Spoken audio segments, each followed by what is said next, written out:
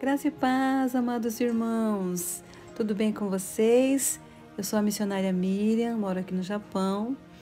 Congrego na igreja Ministério Kadesh, na direção do pastor Ricardo. E hoje eu vou estar trazendo para vocês um estudo sobre os 4 sinais do dia de Pentecoste. Amém? Vamos então, estar começando o nosso estudo. Introdução.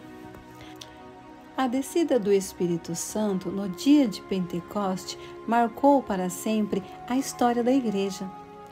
No Monte Sinai, aconteceu a descida de Deus Pai à terra, lá em Êxodo, capítulo 19. Em Belém de Judá, aconteceu a descida de Deus Filho à terra. Está em Lucas, capítulo 2. E em Jerusalém, aconteceu a descida do Espírito Santo à terra, em Atos, capítulo 2. Todas as grandes manifestações da divindade na terra foram acompanhadas de grandes sinais. O Pentecoste era uma das grandes festas judaicas, celebrada 7 semanas após a Páscoa, e era chamado também de Festa das Primícias, ou Festa das Semanas. Nessa festa, os primeiros frutos da grande colheita anual eram oferecidos ao Senhor. Por ocasião da descida do Espírito Santo no dia de Pentecoste, aconteceram 4 grandes sinais: o som, o vento, a língua e o fogo. O primeiro sinal foi o som vindo do céu. E de repente veio do céu um som. O primeiro sinal que acompanhou a descida do Espírito Santo no dia de Pentecoste foi um som vindo do céu. O som é definido como um barulho, um fragor ou um ruído. Com certeza, este som descido no dia de Pentecoste foi tão forte que chamou a atenção de todos os peregrinos que tinham vindo de diversas nações da terra para participar da festa de Pentecoste.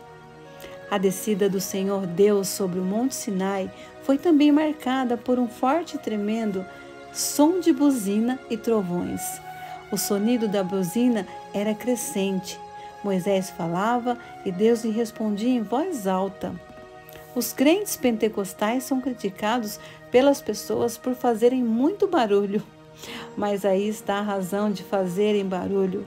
Quando Deus se manifestou na Bíblia, na maioria das vezes, o fez com grande poder, barulho e som de trovões.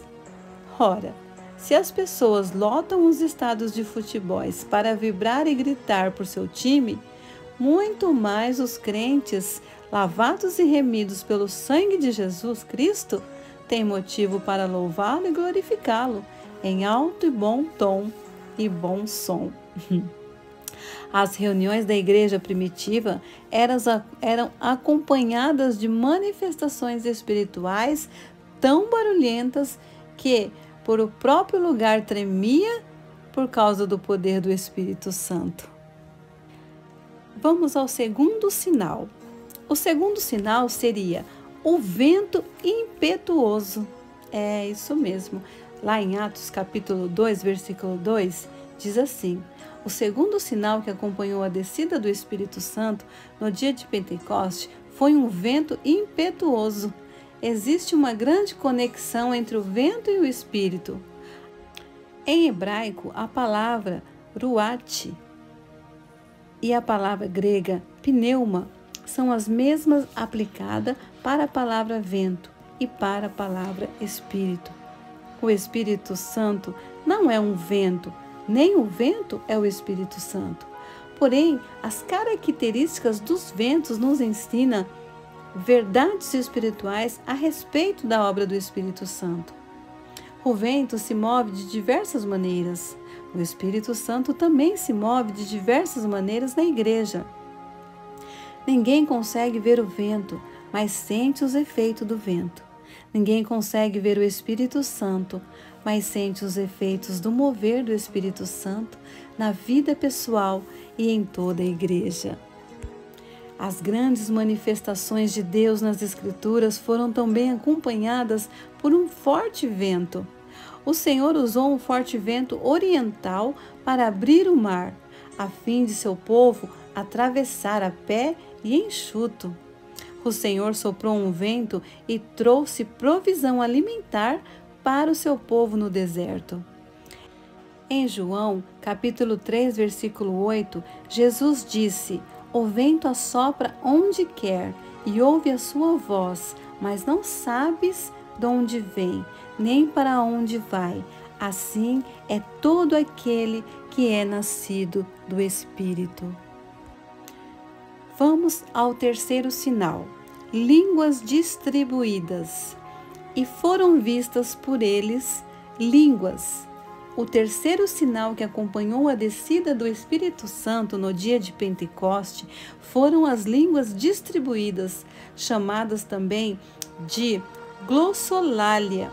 Essas línguas distribuídas entre os cristãos primitivos no dia de Pentecoste eram um sinal da parte de Deus para evidenciar o batismo no Espírito Santo. Falar noutras línguas é uma expressão verbal inspirada, mediante a qual o espírito do crente e o Espírito Santo se unem no louvor a Deus, ou profeta, ou profecia, quando a interpretação dessas línguas dada pelo Espírito Santo. Todos os representantes das quase 20 nações estavam em Jerusalém naquele dia e se surpreenderam ao ver os crentes falando idiomas que não haviam estudado. Mas o Espírito Santo traduzia o que eles falavam na própria língua nativa daquelas pessoas. Ou seja, é como se um brasileiro estivesse em Jerusalém no dia de Pentecoste e um daqueles irmãos estivessem falando português para o brasileiro ouvir. No entanto, o irmão batizado com o Espírito Santo falava as línguas dadas pelo Espírito e algumas palavras inelegíveis em português. Essas línguas distribuídas tinham o objetivo de magnificar em louvor e profecia as grandezas de Deus. Um crente batizado no Espírito Santo prega com muito mais fervor as grandezas de Deus. O falar em outras línguas, para nós pentecostais, é um canal de comunicação exclusivo entre o crente batizado no Espírito Santo e seu Senhor. Tem as referências aqui, o 1 Coríntios 14, 2 e em 1 Coríntios 14, 39, Paulo ainda diz: "Portanto, irmãos, procurai com zelo profetizar e não proibais falar em línguas." Quarto sinal: como fogo, línguas como de fogo, as quais pousaram sobre cada um deles. O quarto sinal que acompanhou a descida do Espírito Santo no dia de Pentecoste foi o fogo. O fogo sempre esteve associado às grandes manifestações da divindade nas Escrituras. O fogo é símbolo de purificação e aprovação. Em Deuteronômio capítulo 4, 24, Deus é chamado de fogo. Em Mateus capítulo 3, 11, Jesus batiza com o Espírito Santo e com o fogo. Em 1 Tessalonicenses capítulo 5, versículo 19, o Espírito Santo é um fogo que não pode ser apagado.